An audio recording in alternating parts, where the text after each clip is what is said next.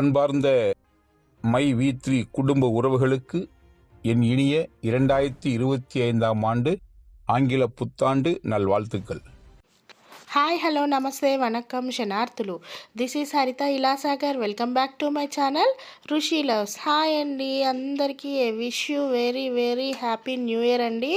2025లో మీ కుటుంబ సభ్యులందరికీ అంతా మంచి జరగాలని మనస్ఫూర్తిగా భగవంతుణ్ణి కోరుకుంటున్నాను. Once again a very happy new year. అందరూ నిన్న లైవ్ స్టార్ట్ చేయగానే ఎనీ అప్డేట్ ఏదన్నా అప్డేట్ ఉందా అనేసి అడిగారు. యాక్చువల్లీ అప్డేట్ ఇదే అండి. ఎండి సార్ వాయిస్ వస్తుంది అని చెప్దామన్న గుడ్ న్యూస్ తోటి నేను లైవ్ తీసుకున్నాను నిన్న. కానీ అన్ఎక్స్పెక్టెడ్గా ఎమర్జెన్సీ వల్ల నేను మిడిల్లోనే లైవ్ అనేది డ్రాప్ చేశాను. I'm really sorry. So finally MD sir voice వచ్చేసింది. చాలామంది ఎండి సార్ వాయిస్ వస్తే బాగుంటుంది, మీరు ఎన్ని చెప్పినా కానీ ఆయన వాయిస్ ఉంటేనే కొద్దిగా నమ్మకం కలుగుతుంది అది ఇది అన్నారు కదా.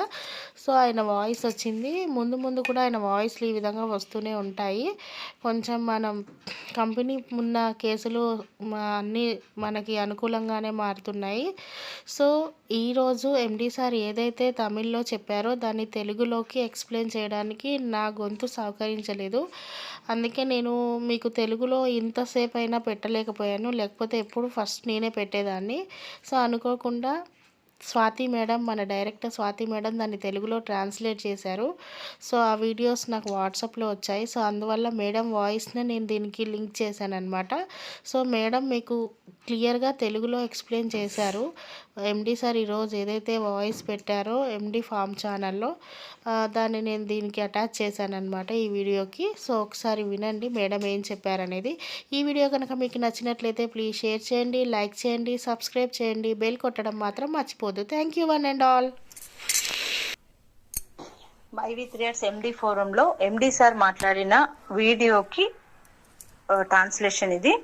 మై వి3 సభ్యులందరికీ ఆంగ్ల సంవత్సర శుభాకాంక్షలు, 2025 సంవత్సర శుభాకాంక్షలు. గడిచిన 2024వ సంవత్సరంలో మన కంపెనీకి మరియు మనకి అనేక శోధనలు, దానివల్ల అనేక బాధలు కలిగాయి.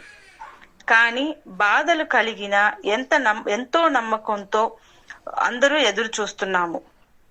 ఈ 2025వ సంవత్సరంలో వాటన్నిటిని పోగొట్టే పరిస్థితుల్లో మన కంపెనీ ఒక విశ్వరూపం ఎత్తే విధానంగా ఉండబోతుంది అనే దాంట్లోనే నాకు ఎటువంటి సందేహం లేదు.